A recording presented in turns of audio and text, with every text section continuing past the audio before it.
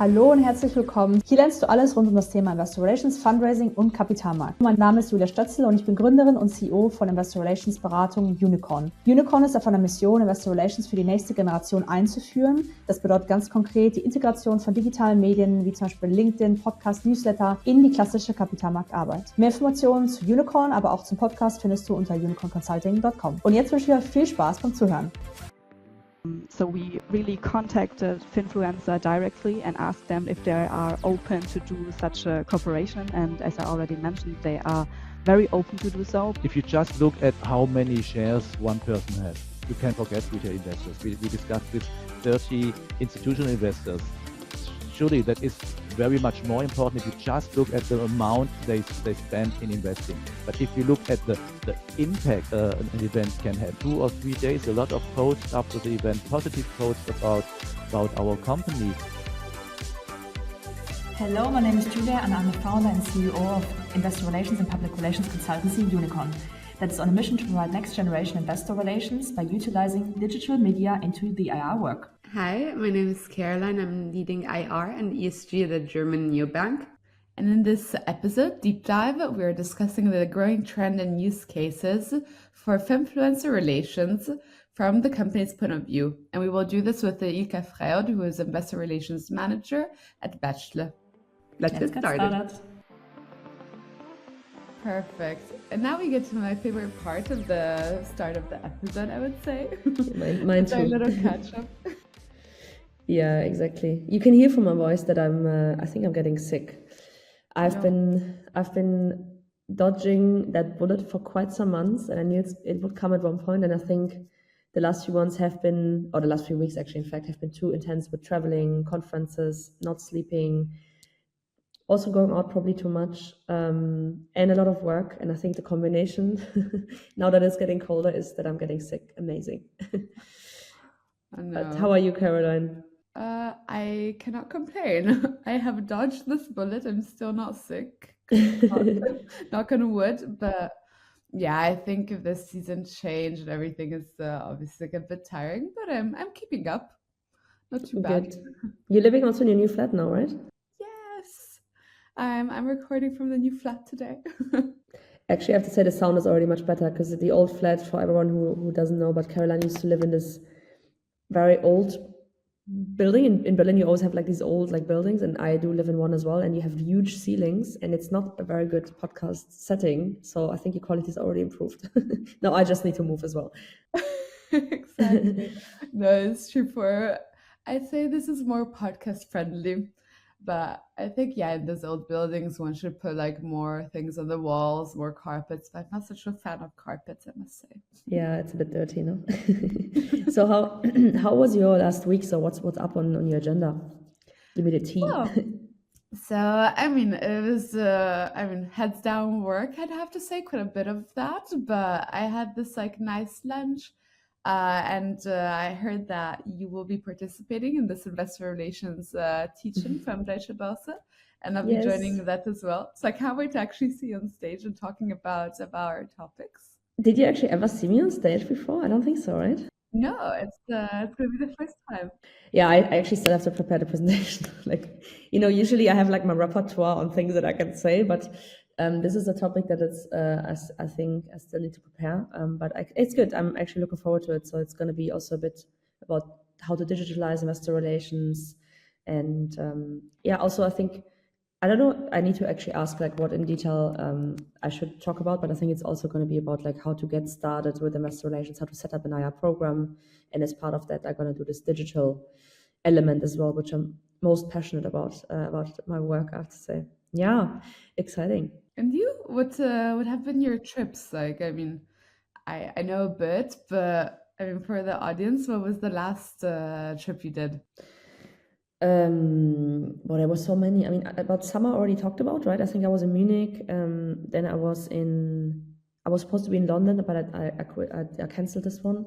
Then I was in, where was I? I was in Vienna now last week. I forgot. I don't even know anymore. Yeah, I was in Hamburg as well. Oh yeah, maybe that's one I did not have on my list. I had a business coaching. So I'm part of this business coaching program, which is which was very expensive, I have to say, which kind of helps me to get from become like a freelancer to become a company. And they had like once a quarter they do like OKR meetings, so you kind of like are set on goals that you want to achieve for until the end of this year, and it was like super cool. Like it was really, really cool. And I was so hyped getting out of there and then, trying to bring this into action. Like obviously a lot of things are happening at the moment that I did not plan for. So, you never really act according to your plan in business anyways. But that was one thing I did in Hamburg, which was really, really cool. But does this connect to the Instagram post where you're talking about like what you've achieved in a year, what you would think you would achieve in a year, like the achievement post? No, that was actually related to Vienna. So in Vienna, I was at the Sira, the kind of like in Germany we have the Dirk, right? And then in Austria we have Sira. And we as Street Beats had a stall, right? Yeah. I wish I could have been there. That would have been so cool. But next time I will join. Yes, yeah, absolutely. We have another one. We will not disclose yet where and which conference this will be, but it's going to be huge as well. And yeah, so we had a stall at Sira, and we had a podcast drop in. And so there will be a Sira episode releasing at one point by the end of this year. And yeah, that was really cool. I mean, for me, this was also, and it was really sad that you were not there, but it was really a goosebump moment for me because like setting up this stall with the roll up and like a little unicorn and neon thing, like it was really, really cool. And it was like, these are the little moments where I realized like, actually things are moving forward, because you don't see this on a daily basis. So that was really the message that I tried to send. But yeah, you were missing. I need to follow you more on these things. It's I really look forward to being there with you on these moments. But it's crazy. That's true. Like from where we started, like it was like a year ago, not even. Yeah. And now, exactly. like already being a partner with such a big organization, being there with our our banner. I don't know. It's exciting. It's mad, honestly. Like I cannot even. It feels like to me is much more time that passed since we started this podcast, and it's only not even a year now. No. It's crazy. Well, how many things are you able to achieve and to accomplish within a year? That's really the notion that I still try to wrap my head around, because you have to put in the work daily or weekly or monthly, like when this was like also a lot of work to put together. We did this all in our free time, right? But you see eventually the fruits of your labor, and that's something that the idea of that I really love, like the consistency, putting in the work. Yeah. But yeah, what else is on your agenda? Anything else that we want to talk about in the catch up? Like, I think we wanted to touch on the Birkenstock IPO that happened this week. But maybe you can give a bit of details first of how it went. Like, what was your take on it? I mean, I didn't really follow it like super closely, I have to say, because at the moment I'm not doing so much IPO work. It's like the IPO market is not really present at the moment. Again, because in Germany we had one IPO being pulled from Rank, and then Birkenstock listed in New York Stock Exchange. I found it interesting because it was obviously a very traditional German company that I think is now or was PE backed, and they exited in New York Stock Exchange, and there was a lot of discussion around their valuation, and I think eventually when they listed, the stock went down 12%. Yeah. And yes, that's disappointing. And like in the news, I read a couple of news articles, and they said like, yeah, usually the stock should go up. Yeah, ideally, if markets are good, the stock should go up. Or ideally, if more investors want to buy the stock, then they don't want to buy it. But it's not a guarantee that the stock goes up on an IPO day. Like it's really not the case. I mean, no, I mean the stereotype of a good IPO would be that, like, if it's done to book and everything is perfect, one would hope for it to go up. It's obviously not the case. Maybe the day wasn't right, but I don't know. I think it's tricky what they like. I mean, I understand that Birkenstock is like a typical, like it's a traditional German company, but at the end of the day, it's owned by a French entrepreneur. It decided to go on the New York Stock Exchange, which is such a pity for the German stock exchange at that point. But it's also an interesting thing to see, how all the marketing that New York Stock Exchange is doing is actually paying off. And And I mean, for example, I know they're organizing this really nice day and dinner for companies who are looking at IPOing or learning about how to IPO in the US market. I mean, they put a lot of efforts in trying to draw companies towards them, also from Europe. So there's something like it's something. There's something cool about the PR they're doing. I have to say, like it's something very glorious, almost. I think it's maybe also the US way of doing things or marketing in general. yeah. It's a lot of PR. So yeah, I think either way, I think it's also a shame. I think it's a pity because it's such a like traditional company, in a German company. But at the end of the day, everyone needs to know for themselves what is best for the company. Yeah, sometimes if it's business, it's not about emotions at the end of the day. Yeah. So, but let's see. I'm curious. Like in a couple of years down the line, like of course, at first, like America has more liquidity than Europe. Like there's a lot of pros to doing this in the first year or two, but eventually you're competing against American companies, and you're the German company there. So will they be able to maintain, like, there are many players, you're one out of so many, like in a German stock exchange, that you would have been like the really high up on the list, but there it dilutes also like more liquidity, but also more competition for trading. So that would be an interesting case scenario. Yeah, let's see. We'll follow it and keep the audience updated on any things that we're hearing. All right, I would say we jump now into the interview with Bechtle on Finfluencer relations again. So very excited for that one. So hello and welcome to another episode of Street Tweets. Today we have very special guests today in our show talking about Finfluencer relations from the Investor Relations Department perspective, which is going to be super interesting. And we're going to have here with us from Bechtle, Martin Link and Ilka Freud. Welcome to the show. Hello. Hello. I'm going to quickly introduce you, and just to say so much upfront, Bechtle has been working together with Finfluencer as one of the first companies in the DACH region. So it's going to be super exciting to hear what they have to tell us about best practices and so on, and how other companies potentially can also implement that. So first of all, Martin Link. Martin studied law at the University of Freiburg and Grenoble, and after the second state examination at the district court in Stuttgart, Martin started in 2000 as a consultant with the IR and PR agency PR Partners in Munich. And in 2004, he became IR manager at Erling Klinger AG. In 2005, Martin joined Bechtle AG, where you're currently still working for, and as an IR manager, and became then head of IR in 2013. So welcome to the show, Martin. And then also Ilka, I already met you personally before at the ÜBER conference, I think. Very nice to see you again. And Ilka Freud joined Bechtle AG in 2015, and she started with an apprenticeship and then studied business administrations in an integrated degree program. Very nice. I did that as well, actually. Cool. Quite some time ago. And as part of her studies, she joined the IR department in 2018. Since 2020, Ilka is an IR manager and became a certified investor relations officer, a CIRO, in 2021. So both again, welcome to Street Tweets. Thank you.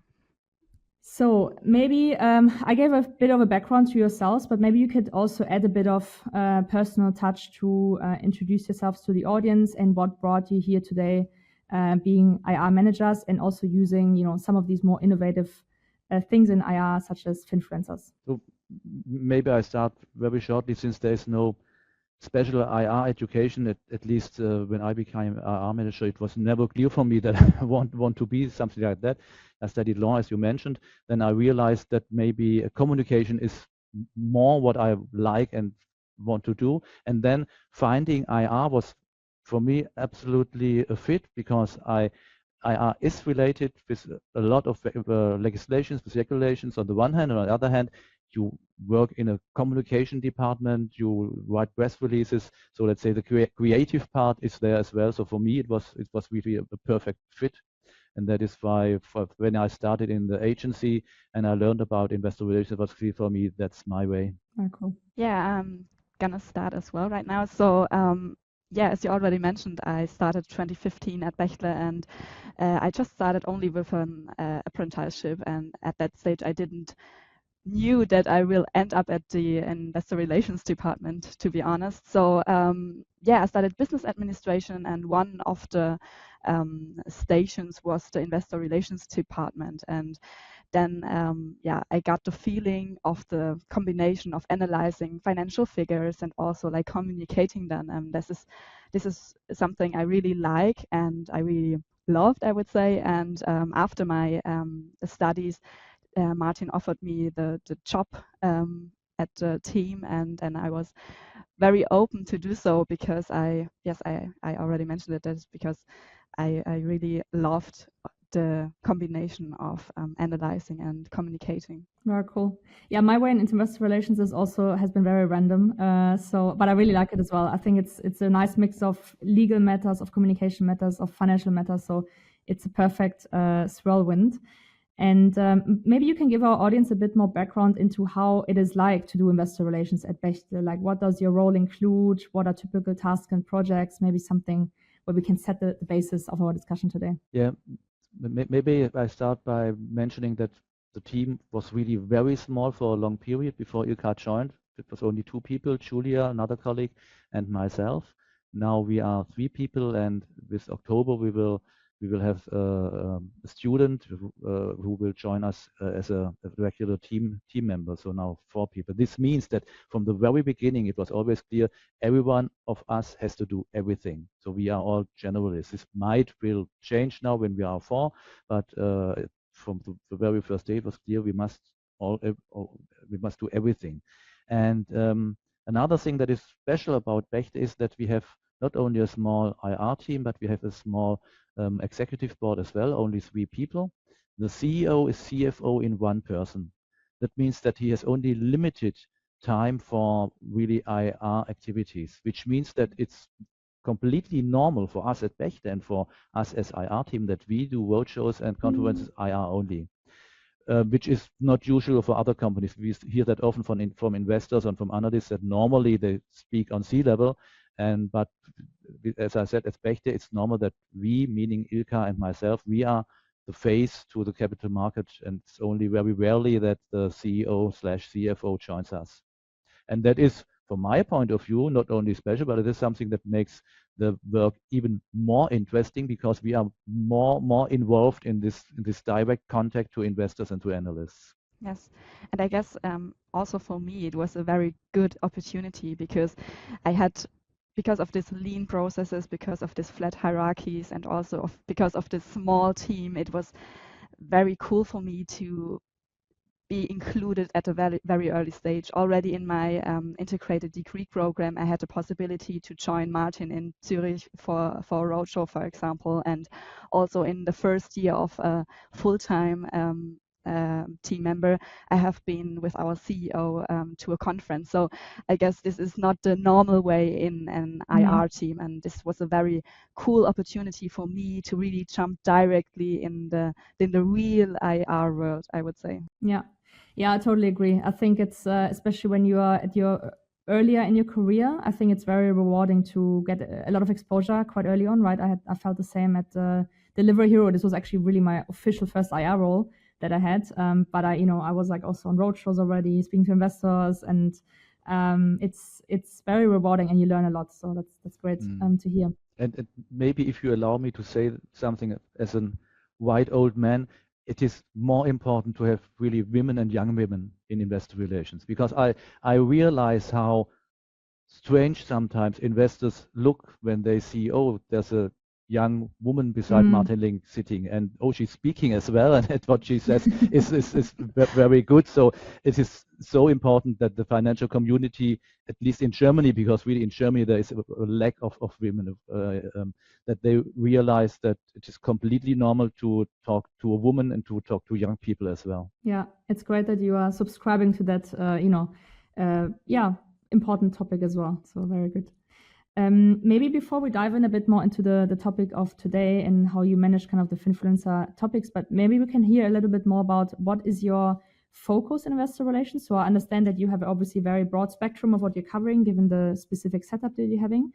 But what is your focus in investor relations? Maybe also challenges that you wanted to address with then concretely Finfluencer relations, working with the Finfluencer. Yeah, I think that the major thing is we are not only we at the department, our department, but the CEO as well. We are aware how important investor relations is, that it's a light tower for the whole company, and therefore, let's say the criteria we put in our work are very, very high. We really want to deliver high quality work with the annual report, with the annual general meeting, with everything, and that is surely a challenge every day to do your very best and to meet all new and changing legislations, because we all know that working in IR, that is getting more and more important, that you never miss anything, that you always know, okay, BaFin won't send a letter to us because we are fine with that, and surely to meet the expectations of our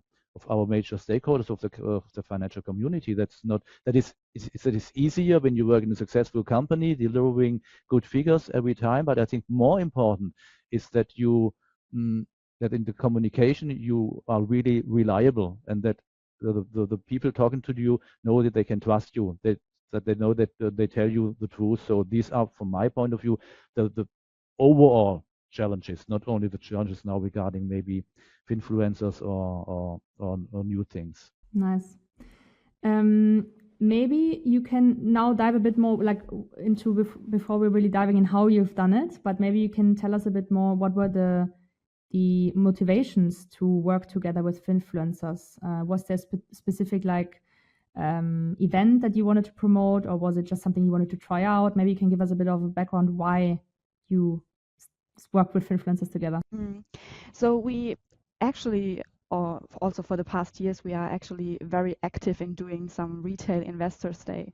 But in general, this was more an event for, I would say, older people, because this was an afternoon event with coffee and cake and also an introduction to the company. But the focus was more on drinking coffee and eating cake. And because of that, we have seen most of the people were a bit older, and that was not really the target group of younger people. And because of that, we also thought about how can we address more younger people, also in, for example, doing a comparable event to this classical retail investors afternoon. And back in 2019, I had an event together with SDK, Schutzvereinigung der Kleinanleger in Germany. And we had these events before. This was the classic events with banks, and as Ilka mentioned, the majority of people attending was 60 plus. And we say nothing against these shareholders. The retail shareholders are important, but then in 2019 was an event with a Facebook community, dividend strategy, and I was so amazed to see 200 mainly young people. They didn't get anything. They had to pay for their food. They had to pay for their drinks. They just have been interested because the elderly people, you can suppose some of them come for coffee and cake, but that's okay. But I was really amazed to see that. And I came back and said, we must do something to address these people who are really interested, who don't expect anything for free, but just come because they want to learn something. And then with COVID-19, let's say it was a little bit harder to go further with planning these things, but it became really very clear soon that we to address a larger, younger community, we need help, and that is when Ilka and our new colleagues started to get into contact with Finfluencers. So, as Martin already mentioned, he asked into the team, what can we do? How can we achieve the younger people? And then we thought, as I already mentioned, about to do a comparable event to the afternoon session, maybe, for example, on a Friday evening, that younger people have free time, and also people who have a longer travel time to come over to Neckarsulm, to our headquarters. And then also we thought, okay, we can also organize this by our own, but how can we achieve the community at the end? Because we usually have more of like the older community, but not ones of the younger community. And because of that, this was the point to contact the Finfluencers and really asking them if they are open to do such a cooperation, to do such a event with us. Very interesting.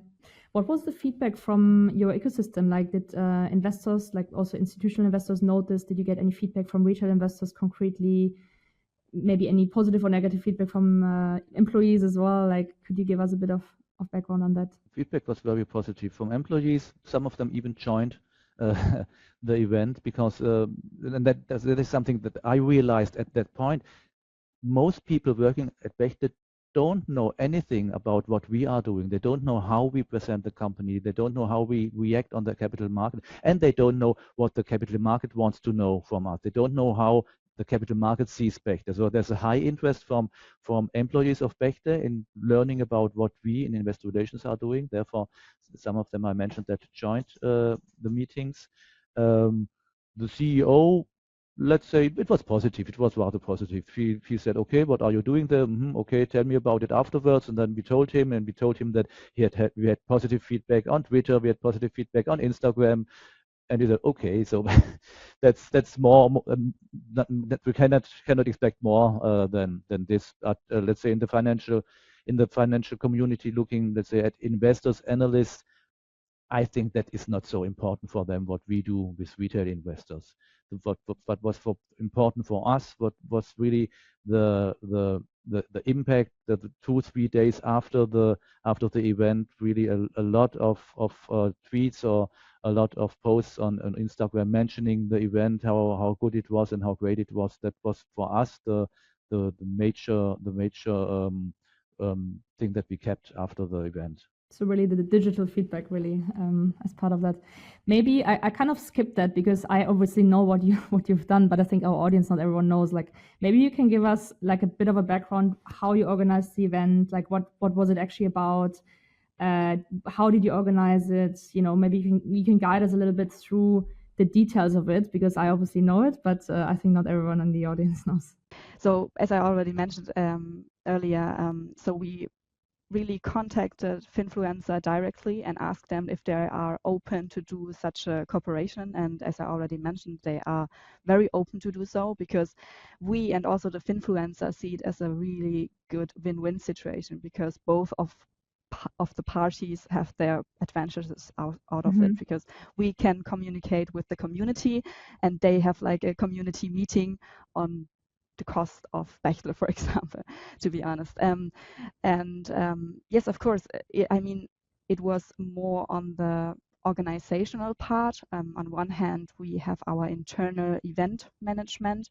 It was very helpful because they helped us with technical issues like the catering, and also we could take our own rooms at our headquarters, for example. So this was not that much in our responsibilities. So it was more for us to really set up a communication plan with the Finfluencer, do the general communication, also like the planning with the Finfluencer, and at the end also the communication plans via our social media platforms for Bechtle and also for the Finfluencer.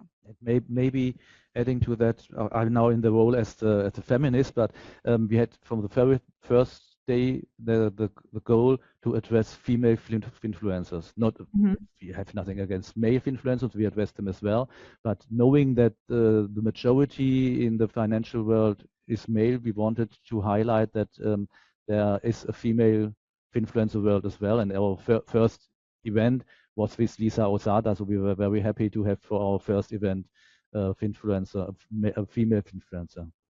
Yeah. They've both been my next question. So I know you obviously did the event with Jonathan von Abilitator and Lisa from Aktien. Did you reach out to any others, or are you aware of any other ones in the DACH region or maybe even internationally that you would consider as a good fit for listed companies? I myself also have worked before with Teaching Finance from TikTok. but maybe you have anyone else that you would recommend. Yes.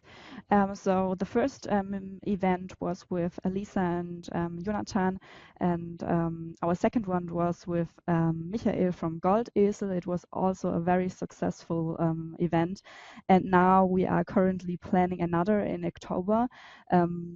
I don't know, it's not officially communicated right now, so I guess it is still a secret right now. So, but we will be we will publish it in a few weeks, I guess, because this event is planned for October. For now, I guess our plans are only in Germany, so there are no plans doing this as an international event. But I don't know what the next years will bring up. So maybe we are more interested in doing like a more international event. But yeah, we will see, I guess. Yeah, and I see more and more companies also. I mean, it's still very rare, but I think it's a very interesting space, and I see more and more companies inquiring about this or asking questions about this, but also actually doing it, right? Deutsche Telekom is one of them that I obviously noted. Another company where I forgot the name, but they also did something with Aktiengramm and Jonathan as well. Yeah, I don't know the name, but it was a smaller one. I have seen energy or something like this. Yes, I've seen that Lisa and Jonathan are really very active doing these events, and as Ilka said, realizing that it's a win-win situation for both. Why not making this? They offer their communities the opportunity, the possibility to meet companies, to really dive deep into knowing about these companies.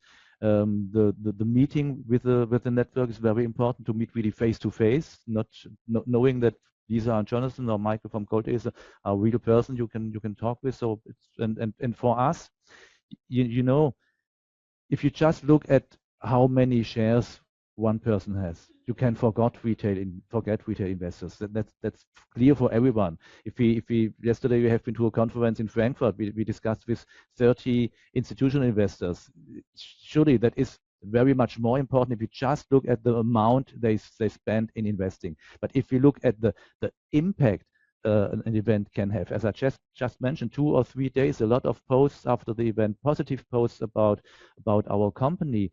And you know, it's not only about us, it's about shareholding structure, culture in Germany. You know, we are not a welfare company. We are not doing anything for the shareholding culture in Germany. Nevertheless, if we can help that, especially young people find the way into that. So it's not only a win-win, it's a win-win-win. Everyone wins in that situation. Very interesting. No, I totally agree. I think, like, yes, if you just look on how much retail investors did they buy now, they bought like 5 shares, like, does it really move the needle? Maybe not with one event, but I think also a lot of companies potentially still underestimate the media reach, right? Which is organic, so it's not like paid, right? So I think from that perspective, like, media reach, awareness of the equity story goes a long way. And who knows, maybe this retail investor who posts this in his circle is like an institutional investor, and he then gets to know about your story, you know. So this kind of multiplicator effect, I think many have not on their mind. Speaking of digital media, so you mentioned obviously that you're also around these Finfluencer events. You're also organizing, you're organizing the posts and you're going on social media and so on. Do you have any concrete digital strategy for investor relations, and how do you go about posting on LinkedIn, for example, other channels? Maybe you can give us a bit of background on that. Yeah, of course, we do have a strategy. So within my integrated degree program, I also made some different projects. And one of this project was also the social media as a communication channel in investor relations. And I really had a closer look and really a deep dive in that topic. And I looked at different social media platforms, the target groups of social media versus the target groups of investor relations. I also interviewed some social media specialists and also some general online media specialists. And at the end, really, I found out that social media is a very good communication channel for investor relations, especially in terms of you want to achieve younger people, as we already talked about. And because of that, I really said that we need to do more on social media. I mean, Martin already did it in the past. He also posted some things when he has been on conferences or on road shows, on some stuff like that. But after my my project, I said, okay, we need a plan. We need posts. Sometimes it should be once a week, but I know there are not that much topics, so we should definitely do it as often as possible. So if we are doing a post, we should talk about when we are on conferences. We should post if we are on the road, maybe if we have done an acquisition, or also if we published our results, or if another very cool event is coming up or something like that. And we also try to put also a picture on it, because it has like a more attraction on social media. I guess you already know that, and it's very important. So what we also see that, for example, yesterday we have been to a conference in Frankfurt, and some investors also asked us, oh, we have seen that you have been to London the day before and stuff like that. So we see that also the investors in the community, so the capital market community, they recognize it, and on another event they are talking with us about this event, or also about our social media things we have published. Yeah, absolutely. That's also what I know. Like sometimes, like, because I also post quite frequently, and then I go to events and they're like, oh, how's it going with this? I heard you did this with Unicorn. And, you know, it's like almost, oh, wow, like people actually reading this, Yes. you know, it's a bit scary to kind of forgot how many people are reading it, but it's good because you stay connected, especially for me. I'm based in Berlin, right? And I'm not based in Frankfurt as anyone else. And I cannot just go for lunch with someone and connect, but so people still have the feeling that they know me and get to know me and have a certain connection, although it's just virtual most of the times. So yeah, it definitely goes a long way. Maybe, do you have any tips for, because I know that's obviously also a mission of Unicorn to help companies, you know, getting more digitalized in their journey. And there's a lot of IR departments still out there that have not done any of these things, right? No social media, no, you know, Finfluencer events and so on. Is there any tips that you would give them to get started, like to get started very easily, first baby steps into digital IR? That sounds so clear and easy, but I think the first thing is to be open-minded. You know, I am not very active in social media. I'm not that generation. I have my LinkedIn account really only for business, and I'm on Instagram to follow my children. So that's it. Nevertheless, I realized there's a world outside my world, but there's an important world. These things happen, and I must take into account that there's a younger target group, and to reach them, I can't write just press releases and organize individual meetings and have an annual report. That's just not enough. And as I mentioned before, when we saw after the first event, the feedback on social media, that showed me how the decision was really right to do that, to help increasing the image of our company. So therefore the tip would be, although if you as an IR manager are completely not interested in anything, have a look on it. Think about, maybe it is not interesting for yourself, but maybe it's interesting for your target group. And the target group are not only institutional investors. Retail investors are from my point of view, an important target group as well. Maybe not so much about shareholding, but maybe a little bit more about what you mentioned about as being as a multiplicator and transporting a positive image of the company. If we do the same thing that we did 10 or 20 years ago, it will be hard to be successful in the future. Do you have any closing words, Ilka, as well from No, your perspective? I'm totally in what Martin already mentioned. So be open-minded, and at the first sight, I would also say, ask yourself, what are my target groups? So is it really only the institutional investors? No, this is not that what we want. So we also want to address the younger people, the younger generations, and the retail investors. And if you ask yourself, or as an IR manager, what are my target groups, then the second questions would be like, how can I address them? And this would also lead like social media or events or what kind of stuff And yeah, at the second point, as Martin already mentioned, be open-minded and also try things, new things out, because you learn out of it. So I mean, it's a good situation and a good opportunity in any way. And maybe not to forget, I forgot that before, diversity is very important as well. We are a team of 4 people. 2 team members, myself and my colleague Julia, above 50. 2 team members, under 30. That's, from my point of view, a perfect mix. 2 women, 2 men, perfect mix. We couldn't have realized these events without the help of Ilka and Frank, our under 30 colleagues. I don't know. Surely I can write emails to Lisa or to Jonathan, but I don't have the overview of influencers. It would have been hard work for me, and getting the, let's say, discussing with them, getting the feedback. Is this the right way? Is this really, can we reach a target group? Can we reach a community?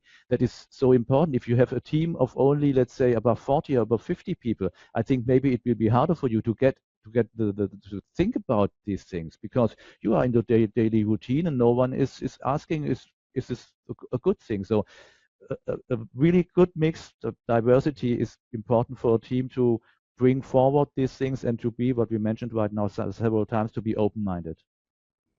Super important point. I totally agree. I think there will also be at one point, because we're hearing always that a lot of IR departments at one point will go into, like, the people will go into retirement, right, in the next, I don't know, like 10 years or so. And I think like there will be more also younger people coming into the IR role, hopefully. And I think this will also bring like a bit more modern approach, but I think it's a super important message here as well, that mixed departments with the experience, obviously, you know, you have a ton of experience and all of the other ones that are also already very long in this role, but at the same time, bringing in a new perspective as well, right? Yeah. And I think that's super important to mix that, and it's very powerful to then also, go new paths and new ways.